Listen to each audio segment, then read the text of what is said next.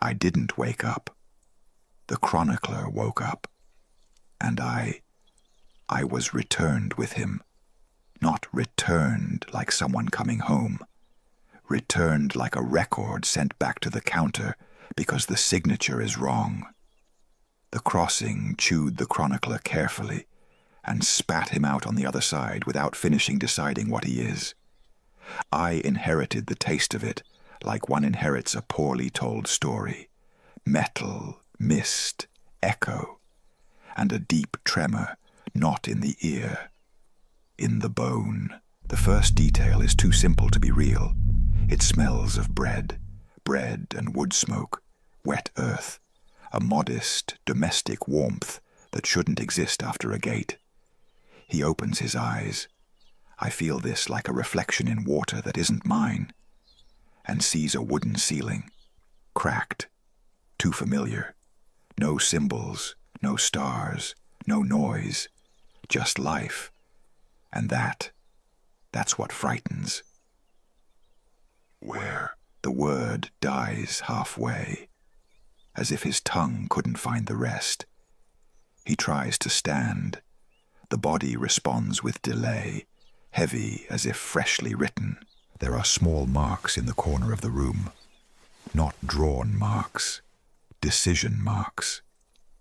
As if someone had erased and rewritten the same detail dozens of times until it was right. He notices. For an instant, he notices. No. Don't accept the comfort. The veil still speaks here. Or perhaps the veil speaks first, and then the simulation learns to muffle it. The chronicler breathes, as if searching for an exit inside his own chest. I need to leave. And then the bedroom door opens, and the village enters as if it had always had rights to that body. A woman, hands dusted with flour, tired eyes, smiles like someone recognizing. You woke up late, huh? The oven's already done. I didn't. Didn't what? Don't remember where you left your boots? They're there, as always. As always. The phrase falls with the naturalness of a cup placed on a table. And I feel the archive of the threshold smile without a face, somewhere behind the wood. Because here the lie doesn't scream, it warms. He steps out into the street like someone stepping out of their own name. The village is small, real people, and that's a sophisticated trap. Children run, a dog barks, someone carries water. Everything has weight, sound, intention, and yet everything seems too ready, as if each thing knew exactly what it should be. The chronicler tries to hold on to a long thought. I feel the effort like trembling muscle. I was going. The sentence curves and returns empty.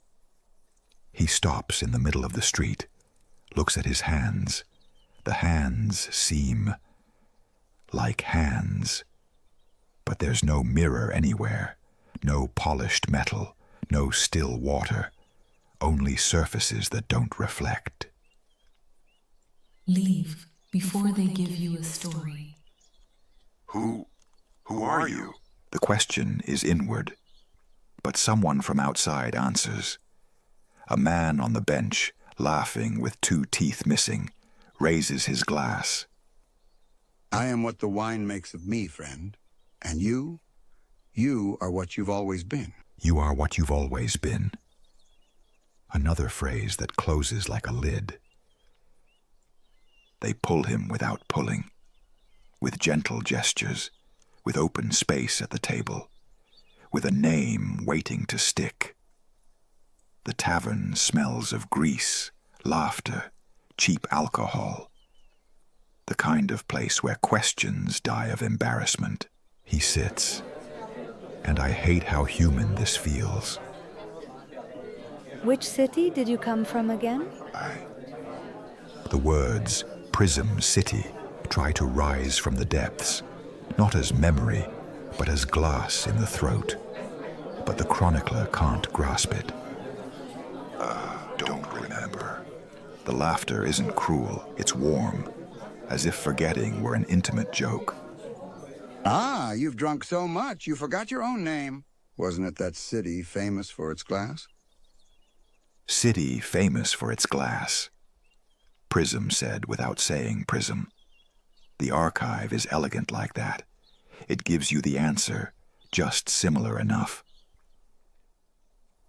The chronicler blinks, and I feel for a second a piece of memory snap into place, not because he remembered, but because someone offered a ready-made form. Glass. That's it. Glass. You used to tell beautiful stories about it. I used to tell. He speaks like someone testing borrowed clothes, and the dangerous thing is the clothes fit. It's not yours. The veil's voice loses clarity, as if it needed to cross through water to reach his mind, and water here always has an owner. On the table, the glass appears full again before it empties. It's not magic, it's correction, a coherence rewriting details to leave no gaps. Come on, toast with us. You're back. The chronicler raises his glass, and I feel a small, invisible yes fall into the depths of the archive. The next morning doesn't have the violence it should have. It has routine.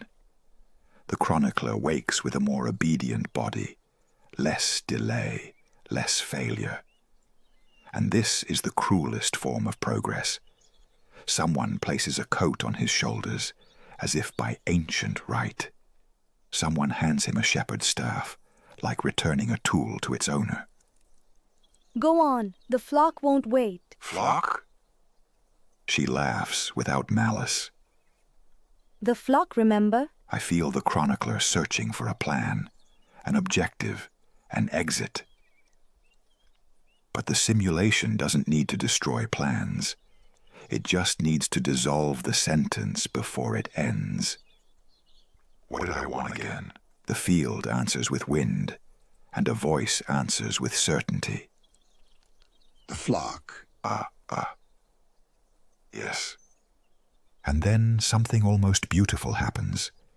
The sheep, or something imitating sheep with careful perfection, move as if recognizing his step. The sun is mild. The mud is real. Life is simple. For an instant, he doesn't suffer. And that is the blow, because those who resist pain resist the enemy. But who resists relief? In the corner of his vision, there's something that doesn't fit. A line too straight on the hill, a cyan glow where there should be shadow, like the mark of a fold in paper. The chronicler looks and doesn't look. He sees the floor, but his mind slides off it like water on glass. Leave. I heard something. Heard what? Just the wind. Everything's fine. Everything's fine. Another lid.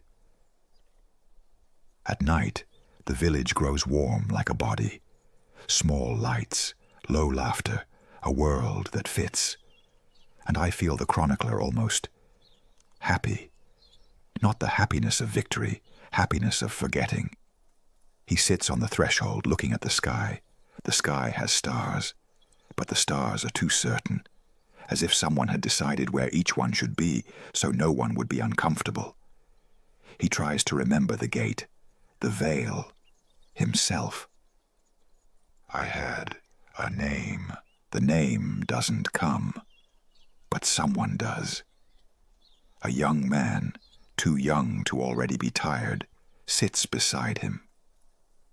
You look really well today. Well, the young man points casually, like commenting on the weather. Your face, it's different, more alive. The chronicler brings his hand to his own face. And his hand hesitates, as if not knowing what it will touch. To touch skin is to accept form. To accept form is kind of signature. He doesn't finish, because finishing would be concluding. In bed later, the dream comes like a document trying to pass as memory. He dreams of something that doesn't belong to the village. A blue fire, without heat, with glass falling from the sky like rain. In the dream, someone on the other side of the fire has no face, or has a face that changes. Or perhaps the dream avoids mirrors like the village avoids water. The chronicler wakes with his heart racing. I need to. And then he forgets the rest. The need to is left without object, without direction, without door. This is how the simulation wins, not by erasing everything at once, just by removing the complement. The next morning, on the way to the field, he passes the same stone, the same tree, the same curve. And I realize, with a clean chill, the village has few paths, too few, like a map made to fit in a drawer. He stops, looks at nothing, as if facing an invisible wall. I've been here before. Of course you have. You live here. You live here. And the phrase tries to become law. The chronicler swallows, almost accepts. Then, in the corner of his vision, again, the cyan glow appears. This time not as light, as white microtext, too fast to read, but slow enough to wound.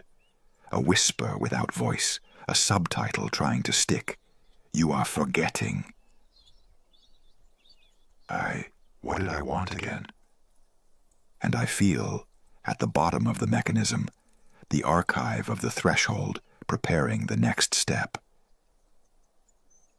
Transform the question into task, and the task into routine, and the routine into life.